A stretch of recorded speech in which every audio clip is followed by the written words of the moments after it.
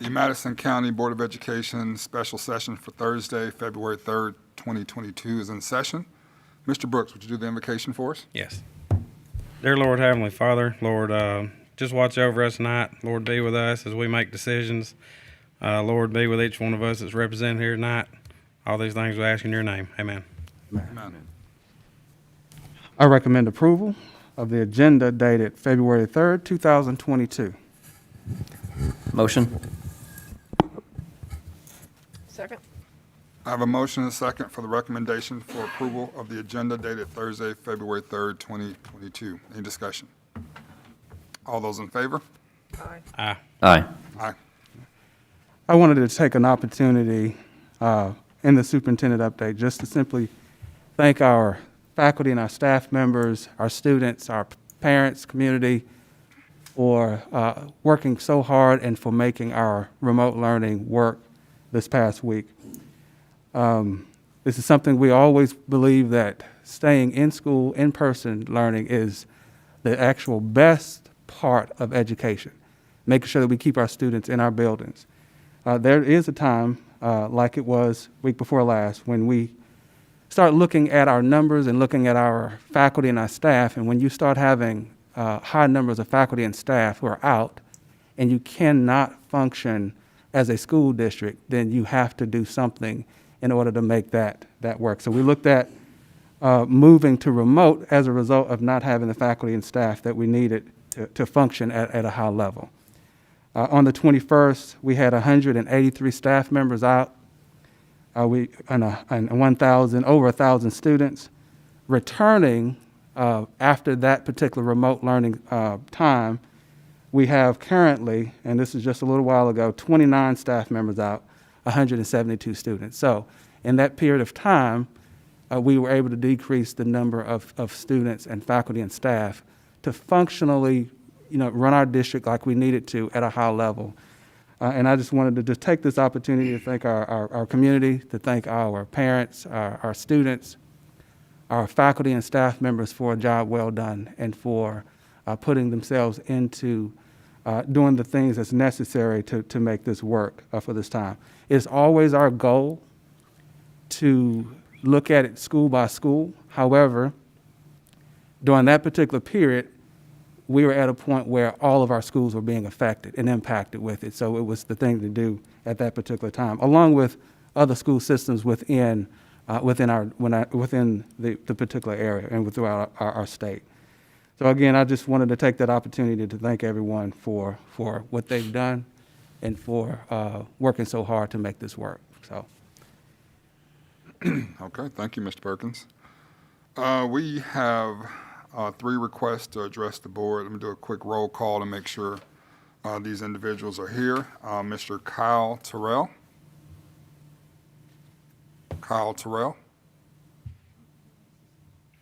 Mr. Kyle Brickhouse. Okay. And Mr. Stephen Cairo. Did I get that right, Cairo? Okay.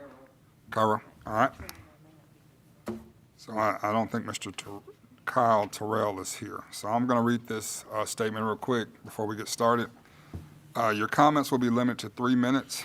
In the event you wish to address the board on an issue involving the general reputation and character, physical condition, professional competence, mental health, or in some instances, job performance of an individual, or confidential student information, the board will hear your comments in executive session. If you're unsure whether your comments should be made in executive session, please see our board attorney, Cynthia Thompson. And we're going to start with Mr. Brickhouse, Mr. Kyle Brickhouse.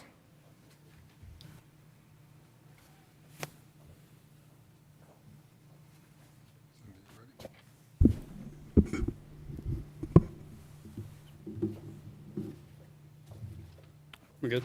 Yes, sir.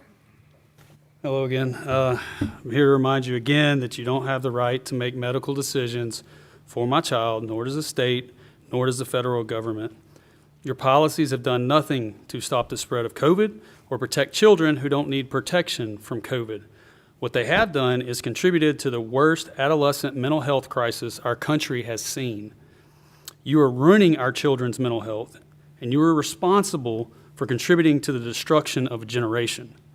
The government now admits what they did when this started 2 years ago. Masks don't work. The government now admits their shots don't stop the spread of COVID, but they want people to get more shots. The government and ADPH would have you believe that despite Pfizer having to pay billions in damages for wrongdoing since 2000, that magically, the one time they have no liability, they did everything by the book.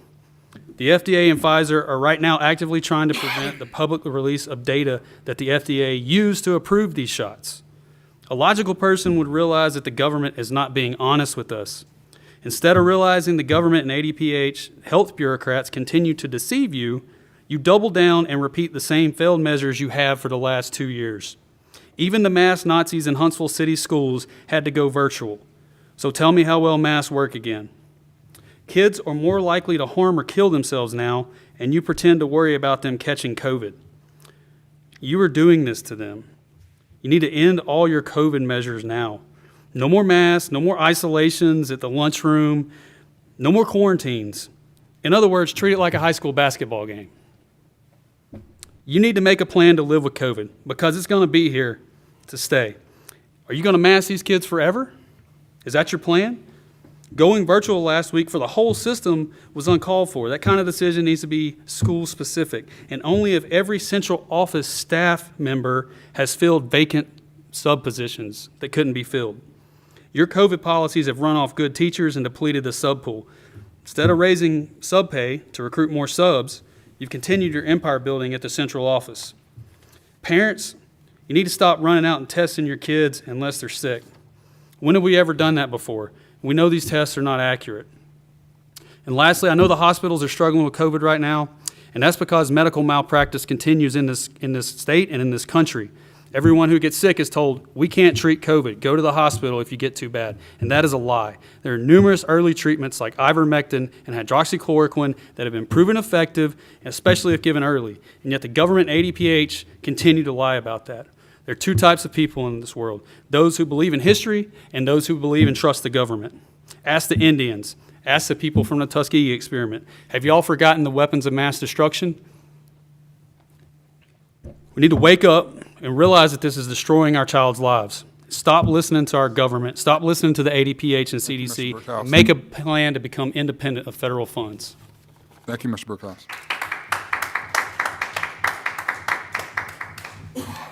Mr. Cairo.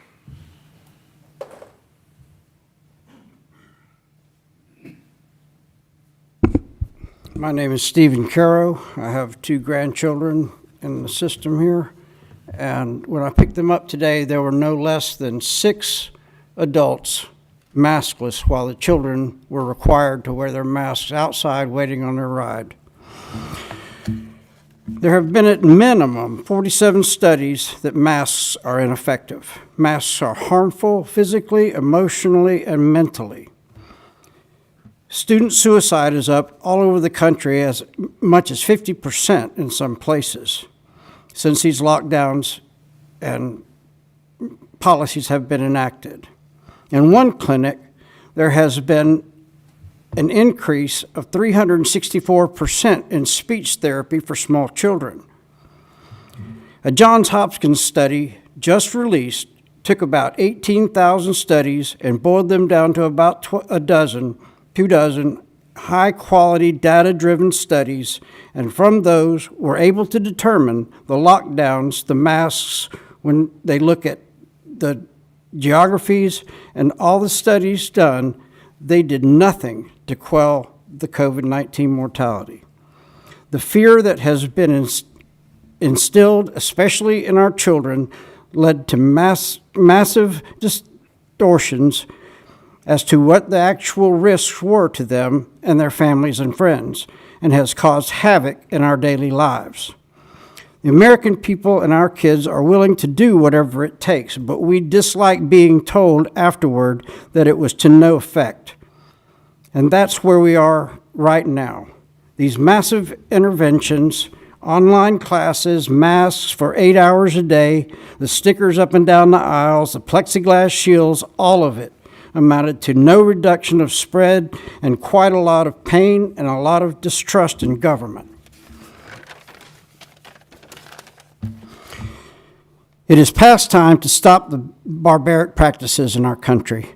Slaves were forced to wear masks as to symbolically mark them as not having a voice and to be owned and under the control of another person. The countries of Turkey, Brazil, Britain, Sweden, Spain, the Czech Republic, Mexico, El Salvador, Japan, and Singapore have abolished all COVID mandates. In contrast, countries like Italy, Belgium, Australia, France, and many more, most recently Canada, are seeing historic protests against their tyrannical governments. When you blindly follow fear-based, unscientific edicts from a seriously morally compromised government, you have fallen prey to a mass formation psychosis, not unlike what happened at Jonestown, the witch trials, and Germany of the 1930s. Now that we have essentially a lame duck superintendent, it's time the rest of you show some intestinal fortitude and vote these unscientific mandates down. Thank you, Mr. Cairo.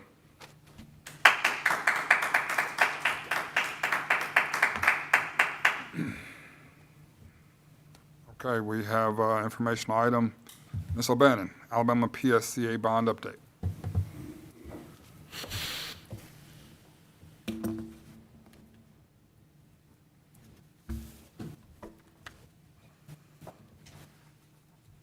I just have a few slides for you tonight. Good evening, everyone. I'm glad you made it safely. We may be needing a boat to go home. I don't know. Mr. Curry requested a little more information on the state PSCA bond issue and how it works. So I'm going to share a few slides, primarily focusing on the finance side. But Mr. Kazort is here tonight if you have any questions for him. So let's start. The state bond issue was released in October 2020 for all public K-12 school districts. And you know our allocation is $22.9 million.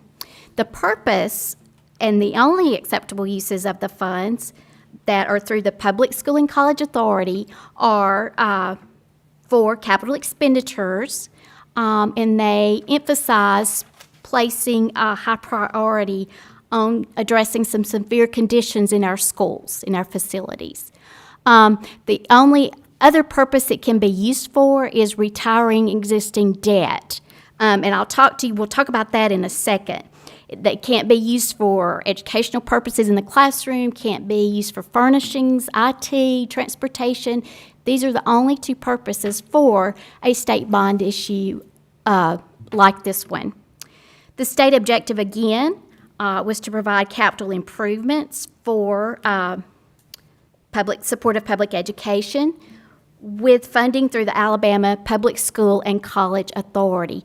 The authority, through a bond that they issued, the authority works closely with K-12 education and with colleges, higher education.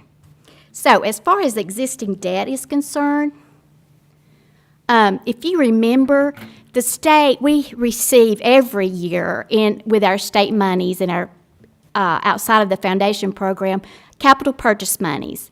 This money can also be used, again, it's annual, we receive it annually, for capital projects or for retiring existing debt.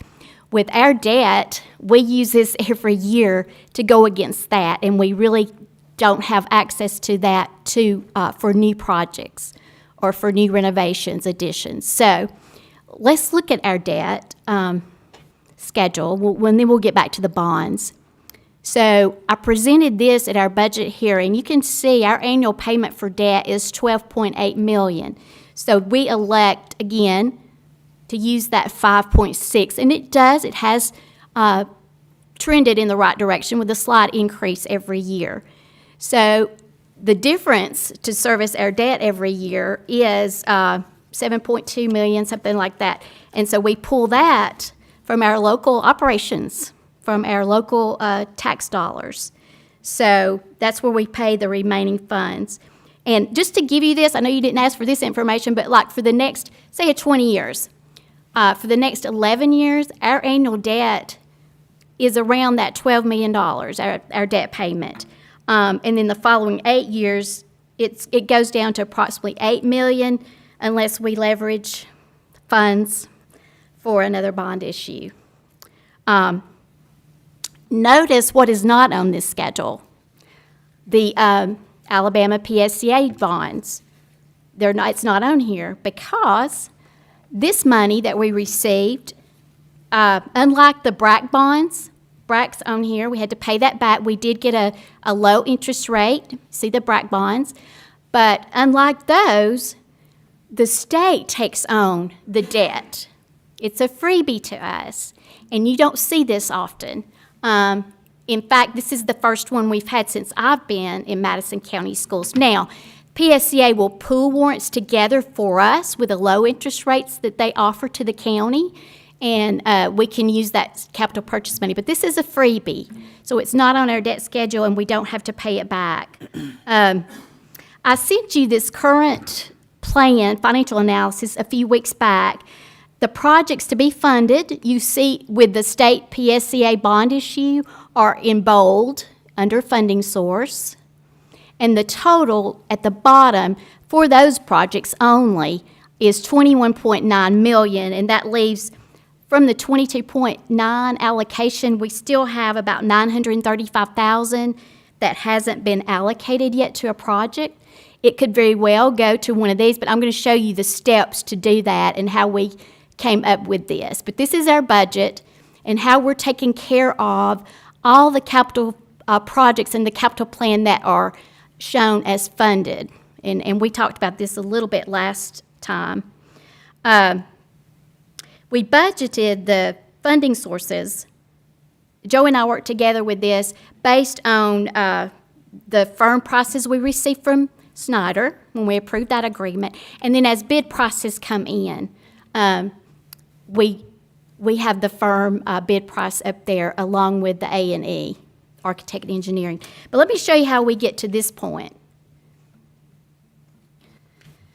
The procedures, I'll walk you through how it works. The procedures for utilizing the PSCA bonds, this particular bond issue. The local school district determines and prioritizes capital improvements, just as you saw in the previous slide, those that we're covering with this money. The Director of Operations submits a letter outlining the scope and name of projects, as well as the estimated cost of the projects to the Assistant State Superintendent. That's Dr. Brandon Payne. He's over the Auxiliary Support Services. He's also, right now, interim Assistant Superintendent over Finances since Andy Craig has come to Huntsville. But simultaneously, our architects, or the Snyder folks that do the architect and engineering for each of our projects, they submit the agreement between the school system and the architect to the Alabama Department of Finance, the Division of Construction Management, for approval. So the two offices, those first two bullets, they work together, marry these up, and then they approve our applications at the state level through the DCM. I think I'm right. At that time, once that application is approved, a project number is assigned to the state level and is sent to us, so we know what project number to request funds for the work that's done. Then the DCM, the Division of Construction Management, approves our contracts, our invoices, payments submitted by the local school district after it's first approved by our local architect and our Director of Operations. So this is also different with our PSCA bonds from other bonds.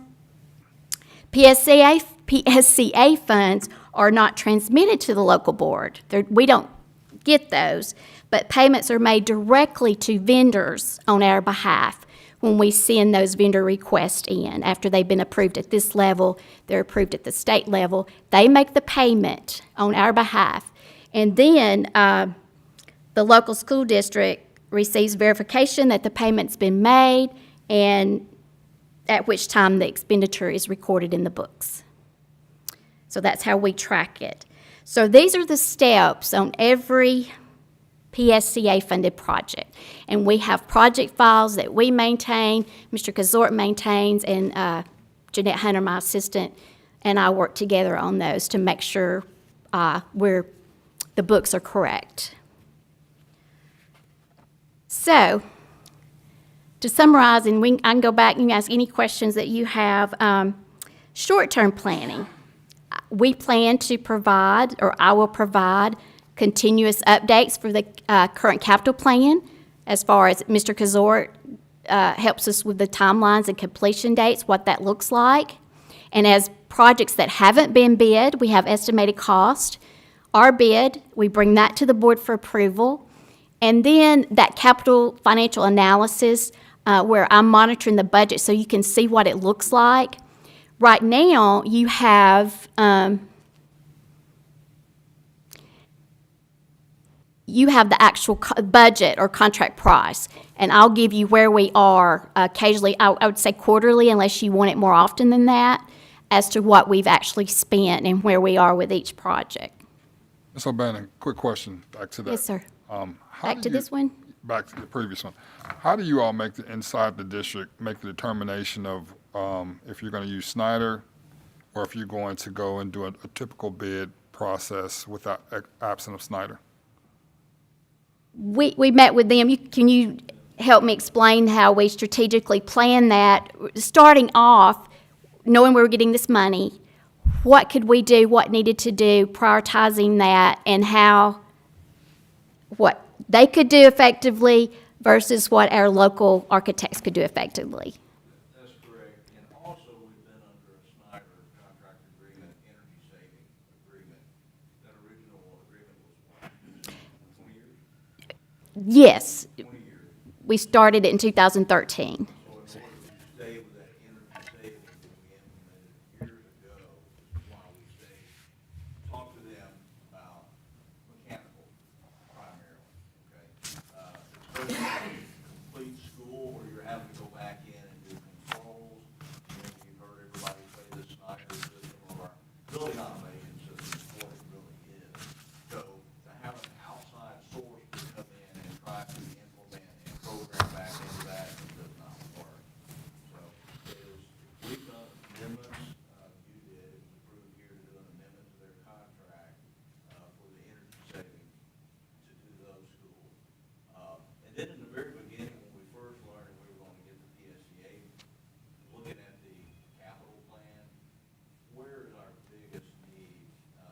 And we all felt, I know we talked to Karen, my maintenance team, Jim Long, roofs and mechanical units. A system our size, we should be replacing 3 roofs all the time. 1 year minimum, we don't have those funds. So where can we best spend that money and get the biggest bang out of it? I will say, and this is irrelevant what we're talking about here, I've had some compliments throughout the state that we are using our wisely. There's some going to turf fields and this and that, but we're doing it so we make a difference in children's classrooms. So, and then the smaller projects, the cooling towers, those type of things, Johnny Eccles, MDS, they've done a very good job for us in mechanical design in the past. We'll let them do that. And these projects go out to bid and come back. Our next one coming back to bid, coming here to present to you, will be Madison County High School with a roof, a partial roof new, and then some repairs as well. That will be in our,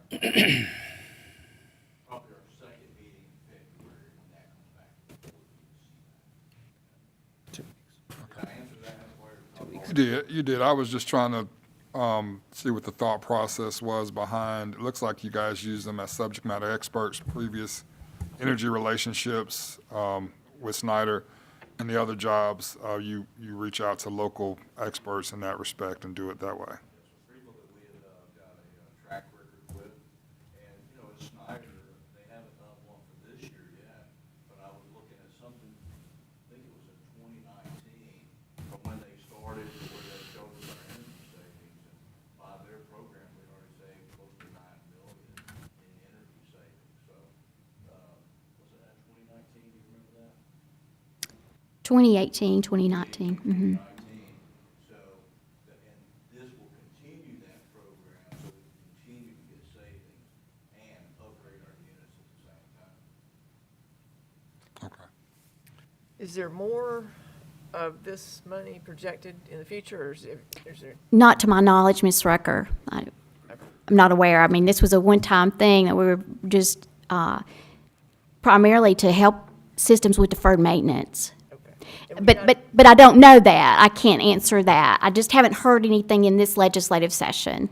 So we got it at 220. Is there any time limit to get it spent?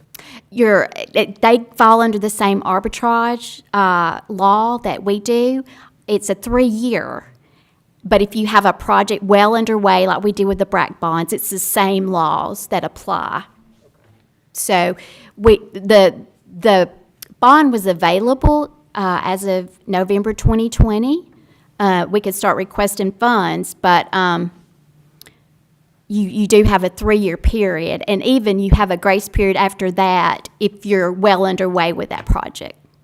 And I can see some of that possibly changing. We haven't talked about it, but construction and lead times and product availability, they may look at that and give us some time on that. Yeah. Were any of our projects in the bold in jeopardy because of the time frame?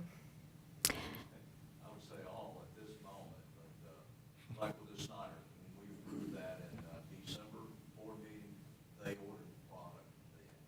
We're going to do part of those projects in the summer of 2022, and then some of those projects in the summer of 2023. But they're getting some ship dates, but that's the problem right now. These are large projects, so we've got to make sure that those products are here before we start. We can't disrupt our school for next year. The 3 years is fall of 2023, so we should be well underway with all of them. Just like we worked with the BRAC bonds, we're just now using that interest when we wrapped up Lynn Fanning in that project, so we weren't penalized and the state was not penalized for that one. And okay, so this money we don't have to pay back. So when you put these on the books as an asset, what's the other side of the entry?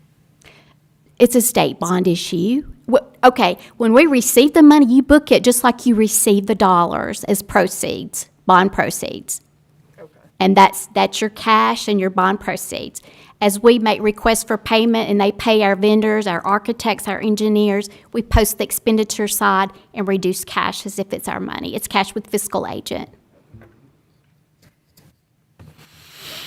On the Madison County Elementary roofing project, this is the email between myself, you, and Mr. Curry. Can you explain that, how, so we had a bid, I guess, for $862,000 is what I've got it right here, but Oh, okay, I can explain. What was so funny and coincidental, okay? We estimated that project to cost $800,000, construction piece, remember that? And we multiplied it by the 6% for, is it 6%, Mr. Brooks, I put in the email? 7.5. Okay, 7.5%. It varies based on the project, what the architect would cost. So we could go ahead and put an estimate in the capital plan. So that totaled the 862,000. Thank you. So that was our estimate. When we put out the bid for construction only, the bid itself alone came in right at $862,000. That's why it's so confusing, because it was the exact amount we had estimated for both the construction and the architect fee. But now that $862,000 bid, that's just for construction. So we had to go ahead and change our owner-architect agreement for their 7.5%. And that's why it's now a firm price of $926,650. And that's why I changed all that. Joe sent that information to the state, and we had to move funds around for that difference, because it was originally estimated at $862,000. So on the what is the architect fee? I mean, what are we doing with that? Like, The architect and engineering fee? Yeah. What that covers? uh-huh. Architect and owner agreement, the architect fee, it can include everything like with our virtual lab. They're out here doing surveys now. So everything from surveying to drawing the plan, It's the design fee. all of that, all the way through. site visit, it includes their inspection of the whole gamut. It is set as a fee through the state, don't have that in front of me, to a certain dollar amount, it's this. I think it's maybe 8%, so you get to $1 million, then it's 7.5, and then it drops as the price increases. Yes, sir. Oh yeah, so I didn't know. I mean, I appreciate y'all explaining it, but I mean, I just kind of thought we're just replacing some shingles. Is that not what we're doing? This is the area around the gymnasium in the back. That's where we're having issues, not that shingle roof in the front. And because, a lot like the roof you and I walked on the other day, same type of roof, we've got big mechanical units there that will have to be removed with a crane, do the roofing, put it back. So that this is covered with that. Okay. I appreciate you explaining because I didn't. Okay. And the architect, they approve every construction invoice. It goes to them for approval before it comes to Mr. Kazort for approval. So they're with us, they hold the step all along for the entire project. We build that on percentages, and they give us an itemized, spreadsheet on the back of their payout, this, and this. And because I've been on site, of course, the architect's doing it first, but then either we agree with that or we don't. If we don't agree, we'll send it back and get them to adjust that. So the every bit of the money is going to the MG Roofing. They will be getting the check for $926,650. The construction contract, they will get the $862,000. We pay the architect and engineer separately. Who is that company? Who's doing that architect? Ward and Associates, Steve Ward and Associates. I didn't know if it was the same company or.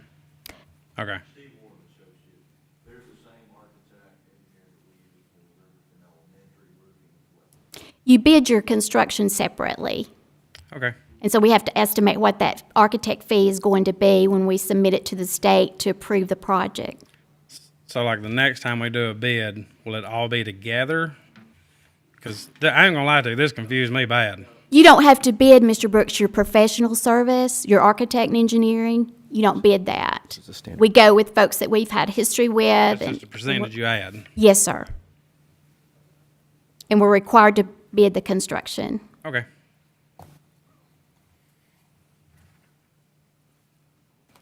Anything else with that? Well, the only other thing I didn't add on the architect fee is because they do all of the bid process. They advertise for bid, they send the bid packages out, we do the bid opening, they do all of the background checks. If it's someone we don't know, they do all of that as well as part of their owner architect or their architect fee. Yes, they assist us with the entire bidding process. Okay.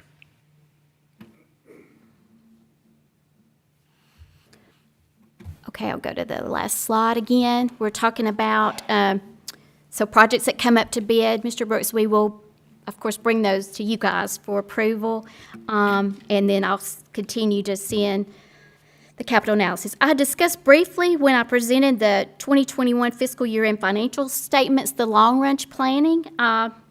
So just to look at this again, we have to look at the strategies for projected growth and the fiscal impact with that. Of course, that requires a lot of management decisions, board decisions, following our strategic plan and what that's going to look like, whether there's rezoning, whether we're adding classrooms, or adding on at schools just to add a classroom wing or whatever to take care of our growth. So possibly using some of our reserve money so that we can pay as we go. You saw our debt schedule. It's really tough to add more to that right now because we don't have a new revenue stream that we can leverage to pay that principal and interest. So it'd be great as we go and plan, long-range planning, 2 years down the road, 3 years, 4 years down the road, that possibly some of this we can pay as we go with our monies in reserve. Just like with our budget amendment, we transferred $5.5 million over to capital to cover the projects that we have right now in our capital plan. And then we talked about sustaining some current initiatives, the main one being the one-to-one initiative with our student devices and things we've been able to do with ESSER monies. And just when we're talking about our reserve, it's just one big pie, and we have to prioritize and divvy it out as best as we can. And this state bond issue, it would be great because what it's doing is helping us to physically maintain our facilities to maximize value over time, and that was the intention of that bond. And we have to look at that moving forward as well. Any other questions on the bond issue? I know there's different debts. Is there an average interest rate composite? I mean, how much are we paying in interest? It depends. You know, we refunded 3 warrants, older warrants with our 2019 series. I can give you all that, but I don't have it in front of me. Those are 2 to 3%. We have some older debt that is in the 4% range, but nothing higher than that. But yes, I have the interest rates for all of these. As we can, Donnie Deal has helped us as far as restructuring and refunding those older warrants that had higher rates. And we also refunded our Snyder, one of our capital lease projects with them last year. And I think that rate's 3%. So that's our average, Ms. Rucker. Okay. Is that it? Any more questions? Any more questions for Ms. O'Bannon? Well, I do appreciate you bringing it and addressing it and laying it out for us. I believe we get all these numbers as a board, and we read them, but sometimes it's good to refresh and sometimes Yes. get a deeper understanding of the information. So I appreciate you sharing it with us. Joe, I appreciate your insight as well. So We're happy to do it. thank you, Ms. O'Bannon. All right, informational item B, memorandum of understanding with Madison County Commission for co-op students. Mr. Romine? All right. So this will be brief. I just wanted to be available to answer any questions as it relates to the memorandum of agreement between the county commission and the Madison County School Board as it relates to cooperative education programs with our students. We were approached back in the late fall with the county commission wanting to hire students for work-based learning. They wanted to have an official agreement in place that outlines what the responsibilities of all the entities involved are, and I believe y'all have that in your notes. Basically, it follows what our standard policies are with co-op and work-based learning, where the parent, the employer, the school system, and our co-op coordinators have distinct roles and responsibilities as it relates to that. As it relates to the county commission, they're going to agree to make sure that their hiring principle practices are the same for our co-op students as they are for any other person following the EEOC, making sure that our students are employed in non-dangerous situations that does not violate any child labor laws. We're also going to make sure that this employment relates to the student's career objective when if and at all possible.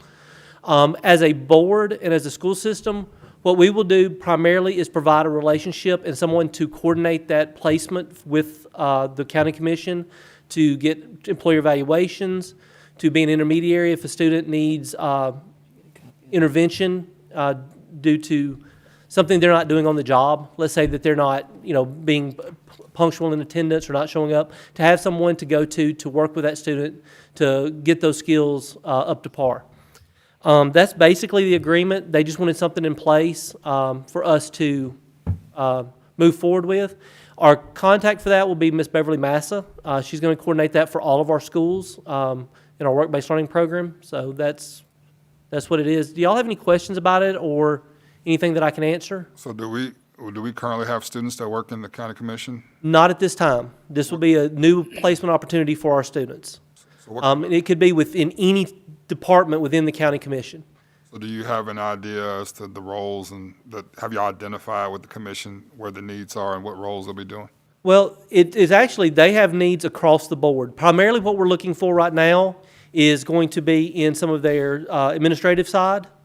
We hope to use some of our students, let's say that our mechanics students can move into their mechanics program, being specific to their career objectives. So as we have students that are eligible, we will work with the county commission to place them. So, I think this is a great partnership with our county commission. I'd like to thank Mr. Craig Hill. He was the one that came up with this and brought it to us in this criteria. So, and also Mr. Jeff Rich, the commission's attorney, for drawing up the memorandum. So Ms. Massa, she will, yeah, there's a method of identifying those students, and Ms. Massa will kind of connect with the county commission and see if it's a fit, and then she will manage the whole process. Right, she will manage that process. We have 4 co-op coordinators. They will all be working with this, but Ms. Massa will be our primary point of contact for this. Because so we can service, Ms. Massa services primarily Hazel Green High School and Buckhorn High School, but we will also have this available for our Sparkman students, New Hope, Madison County. Any of the students that are in our work-based learning program will be eligible for this opportunity. So it's possible that a student could be working at a county commission office in Hazel Green or Meridianville. Okay. You know, absolutely in District 1, you know, any of the districts, including the districts that are housed primarily in the city of Huntsville. It won't be just to the county commissions that are related to our school system. It's going to be all of them. So. Cynthia, I'm assuming that you've read over the document? Yes, sir. Okay. Yes, sir. And I can't imagine Mr. Rich would have provided us with anything that wouldn't have been. It's solid. Okay. Okay. One thing that I will like to say on this one is that the pay and benefits outlined will follow their salary schedule and not be necessarily just a minimum wage for our students. So it'll follow their salary schedule, and that's outlined in the agreement. So they'll kick in the retirement system and all that. That is the one thing that they will not get because they're part-time employees. That's in the agreement as well. I got you. That they will not have benefits through the county at this time unless they are hired in a full-time capacity later on. Got you. So. Okay. And it does allow us to terminate that agreement both from our side or from their side. So does their time start over if they become an employee, or does that service credit kind of add to, I guess we'll find out at some Yeah, point? that's not something we addressed in this. I would think it wouldn't. Just being a former co-op coordinator myself, generally speaking, it wouldn't. Normally, part-time employment does not count toward service. Okay. But you know, it's a great learning opportunity for our kids. Sure, it sounds like a great opportunity. So, any other questions? Thank y'all so much, and I appreciate y'all's support of career technical education. So, Thank you, Mr. Romine. Administrative items. Item A, I recommend approval of the amendment to the Ready, Set, Forward plan as submitted. Motion. Second. I have a motion and a second for the recommendation for approval of the amendment to the Ready, Set, Forward plan. Any discussion? Alan, can you just go over what we're making the changes for? Yeah, it's a one-word change. It's, so at 5% positivity rate, our current plan requires our nurses to exclude students. However, in looking at the data and looking at what our plan actually entails, we don't necessarily need to do that at 5% for every school that we actually encounter. We're looking at the rate of spread. The rate of spread actually should determine whether or not there should be exclusion. So instead of being forced to actually exclude students because you hit 5%, we put may, because then it gives our nurse, our lead nurse, the opportunity to evaluate whether or not it's actually needed or not. So So right now, we don't have any exclusions Right. from our standpoint. So the decision to exclude would come to the lead nurse here, head nurse here at the central office, and in conjunction with With the talking to executive you, team, exactly. will determine whether or not, it's not going to be a decision made at the local school. It's No. going to be done here. Okay. Absolutely. All right. Yep. I'd just like to say, and just to voice my opinion, is I agree with a lot of the sentiments that were voiced by the people that addressed the board. And I really think that the evidence for these masks is non-existent, and that we should entertain going with new information. We've acted in good faith, but I don't think that we're really doing anything that's good for our kids, forcing them to put a mask on. Well, I mean, I don't disagree. I mean, are you suggesting we should make a complete change to the policy now? I believe so. I mean, I know I don't make the decision. That has to come from, from the superintendent, but I'm just voicing my opinion. No, I think I agree with your opinion. I mean, I think that we've reached a point in this whole thing where it's just not necessary anymore. I mean, I was for the mask, so I'm not going to sit here and say I Yeah. wasn't. But as time has gone on and evidence has come about, I just think it was the wrong decision. So. Yeah. And I would certainly look with favor if we wanted to look at removing the masking requirement, I mean, if period. a person wants to wear a mask, all for it. I agree. But if they don't, They shouldn't have to. I agree. Well, it's kind of like what the board asked for Yep. early on. Yeah, in I'm terms not, of- I'm saying I'll take responsibility for what we have, but I'm just saying it's time to change it. Yeah, I mean, it wouldn't hurt me, and I can't speak for Sherry, but I think I can at this point. It wouldn't hurt me if you approached the board with another update to the plan next week or next month and said, we're gonna eliminate the masking it altogether. It wouldn't upset me at all. I think I'm we've, not blaming you. yeah, 'cause I no one's take pointing the finger. responsibility. Because we I'm did just- ask, I mean, we did ask. I mean, at the beginning of this school year, when Delta was raging and people were getting sick and all that, we did ask for this plan. But I think now, given the Omicron variant, given the data and the studies that have come out and just general practice, I would be perfectly comfortable in following Sherry's lead with saying, if you came to us in the near future and said, we're going to drop the mask requirement totally, I'd be perfectly fine with I'd that. be very happy with it. I don't know how you feel, Brian, or, I don't have a mask on. okay. I'm good with that. But I appreciate everything that, because there's been a lot of steps taken, but I do think that there is some new information out, and every time the parents come talk for or against, I appreciate y'all. I mean, because we have teachers speak up, and that's you're coming in the lines then to talk to us, and I appreciate it. I mean, we are not pandemic experts, and we tried to act in good faith the whole time, but, I mean, I think we're wrong right now, so I think Well, we should change. I think we took a very, very proactive pace in doing this. I mean, we started the school year unmasked, mask optional. We ran into a problem at the beginning of the school year, so we went back to masking. We did ask the leadership here, and we're very appreciative of you to come up with a better plan, plan that provides more expectation management for our communities. But, the longer we go through this and the more we go, it's beginning to really demonstrate that something that's, I mean, if a virus can get through a vaccine, it's absolutely can get through a mask. That's just how I feel. But, we'll move forward as we are right now, but we can have further discussions. But to Sherry's point, I would agree. If you were to come up to us with another plan that completely eliminates the mask in the near future, Well, it makes it optional. it makes it optional. Always will be optional. I agree. It'll always will be optional. Well, I do want to say the masking, the policy is optional. Masking is optional in our plan, except for when we hit those percentage points that I covered with you all and the board agreed with. Yeah, and we could So drop based that. off of that, I mean, Go ahead. this is something that, looking at the percentage points, if we, I think it's a progression, and as we've gone along, we've tried to do what we thought was best. But I'm just giving my opinion that Yeah. I don't think we're at where we're at the best position now. I think you just make it optional. Well, certainly, first of all, I'll say this. This plan is for the 2021-2022 school year. So by definition, the plan would sunset itself if you looked at it from that perspective. As a board, I think we have to operate with consistency, with intentionality, with the information we have. We hear as much as we hear, and I appreciate all these folks saying what they said. As much as we hear this, we also hear from the other equation, the other side. And certainly masks do not prevent COVID. I don't think any of us on this board would say masks prevent COVID. We can debate how much or how little, but to say let's go ahead and completely change the plan midstream, I have a difficult time. I think it would be, from my perspective, we finish out the plan and we proceed next year with a new plan, or no plan, as far as I'm concerned. So, Whoa. Stop. Stop. Wait. Stop. I think we need but what I'm- Angie here, certainly, Yeah. before we do anything. Certainly, we can make a decision when the whole board is present.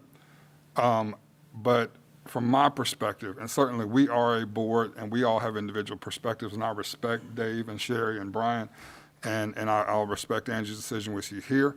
But I will say that when we have a plan and we have worked through it and we have created mask optional metrics that I believe were in good faith, I believe the superintendent and this board operate in good faith, for us to, as a publicly elected set of officials, to just change mid-stride, it does give me pause, me personally. Now, if it's the will of the board to go in a different direction, we can, but I'm just telling you guys from my perspective, it gives me pause. Our community expects some consistency, some intentionality, to look at the facts as we see them from our other elected and some health officials. This is our expectations.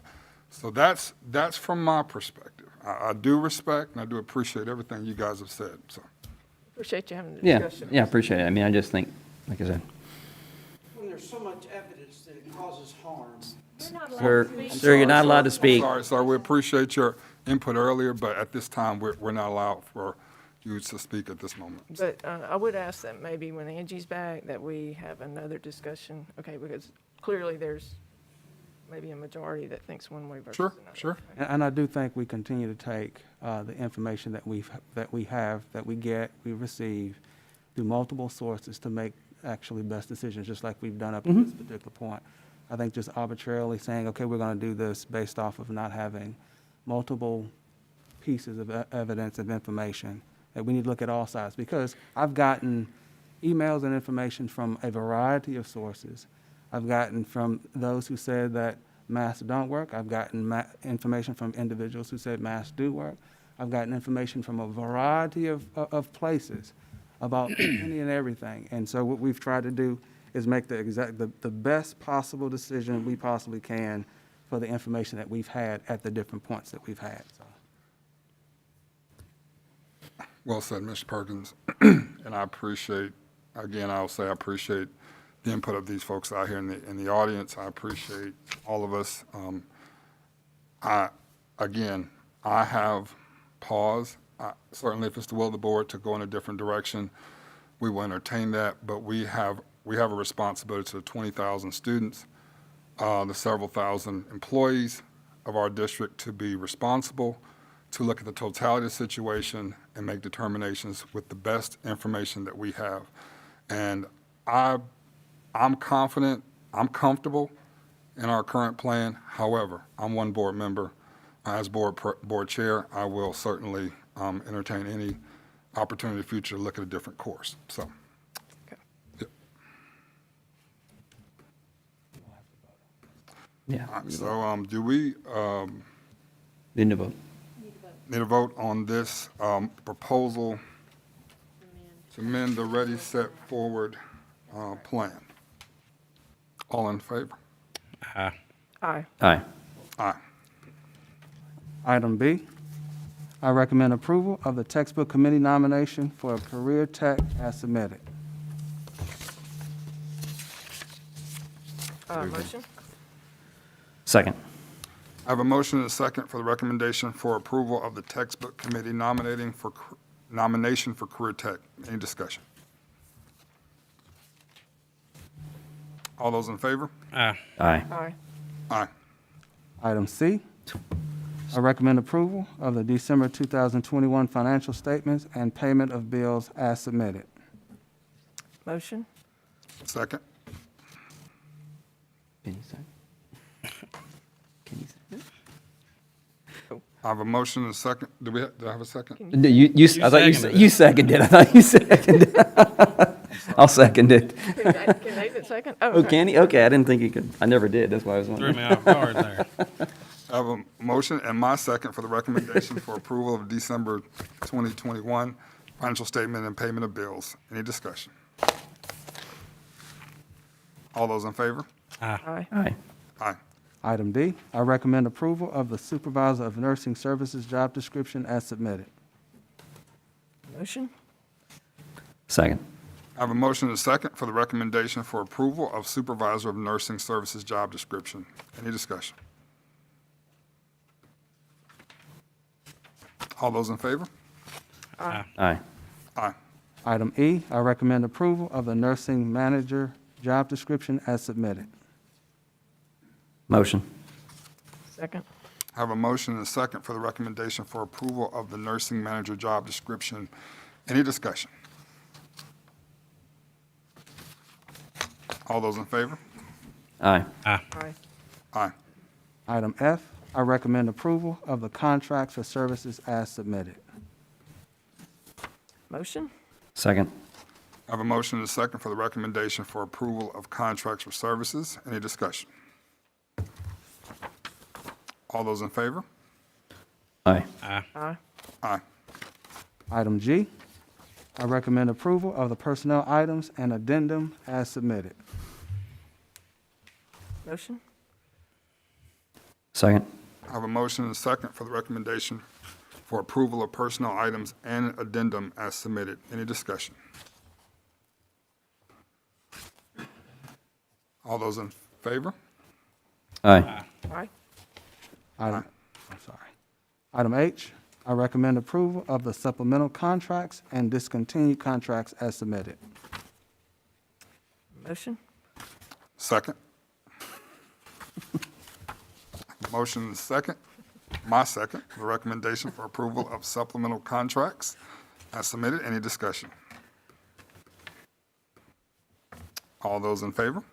Aye. Aye. Aye. All right, at this moment, this time we have an executive session. Ms. Thompson, you have for an expulsion hearing. Do we want to do that in here, or we want to go into the? We can stay in here. So, I have, do I Sorry. need a motion to go into executive session? Motion. All right, I have a motion and a second. All those in favor? Aye. Aye. Aye. All right. At this moment, we are about to go into executive session. You guys feel free if, well, actually leave, but you